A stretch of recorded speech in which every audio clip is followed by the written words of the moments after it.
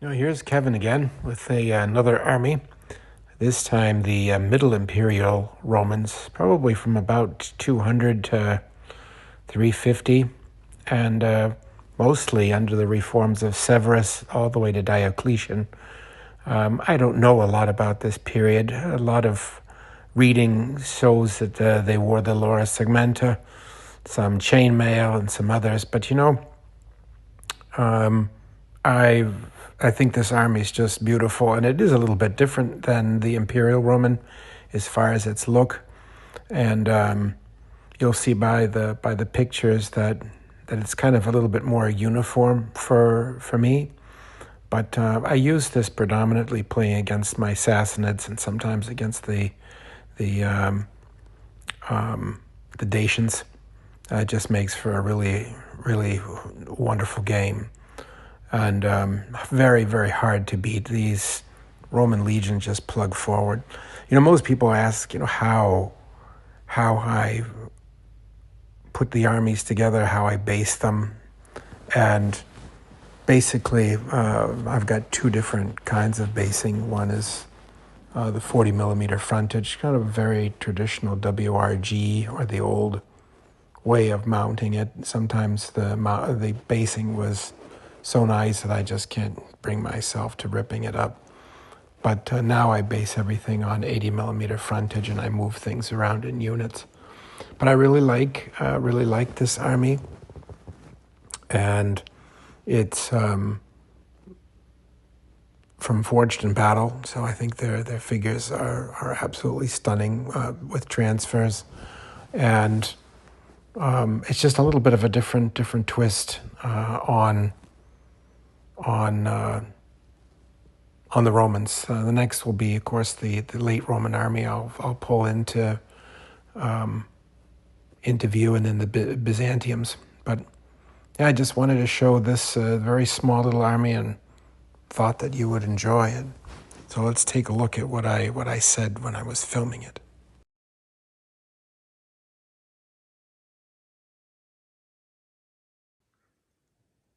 Well, here we are again. I thought I would throw out the Middle Imperial Romans. These are forged in battle figures. Very, very nicely done. Extremely easy to paint and really beautiful. Usually I use these for fighting battles in the Middle East, around Turkey and to the east against the Sassanids. Makes for a great game. But hey, let's take a look at it. In this particular army, most of the shields are transfers. So this is one that has been highly cheated. I guess if you could say cheated. But I think that it just turned out absolutely stunning, and much better than what I had expected.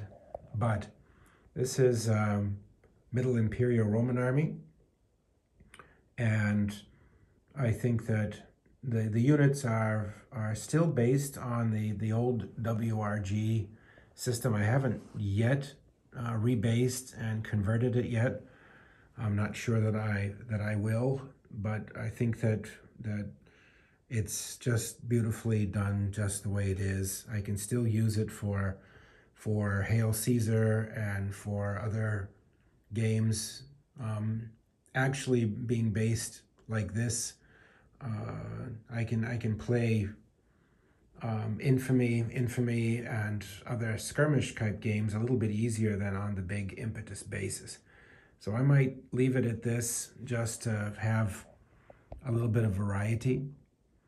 And yeah, I think that it really turned out nice. The Forged in Battle figures really are nice. I was quite surprised, to be honest, how nicely they were sculpted. How I love it that their spears are molded with the unit, that you don't get with some of the others, which I really hate, gluing on and drilling hands and putting on spears. The shields are molded with the figure. I mean, you can't get much better I think that they've really captured it correctly. They've done all of the right things for a miniature. I love them. They do great. I wish they had a medieval range. I would do that, but I think that, you know, they're beautiful. So this army has this is really one legion or several. I have different shield patterns, which probably wouldn't make it just one legion, but I think that you know, getting an idea. Well, you can see I've been painting today, so sorry, and dry brushing. You can see the figures are really quite nice. They've got the Imperial Roman helmet. I've used these playing against Dacians, and really, you know, that's probably kind of the right figure for that period if you want to be real historical. But I think that they turned out pretty nicely. Even the, you know, cataphract cavalry. You can see the sculpting is really very nice, and yeah, I think that figure turned out pretty special.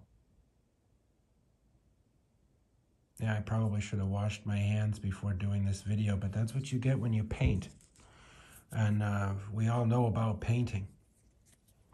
So yeah, I think they turned out very nicely.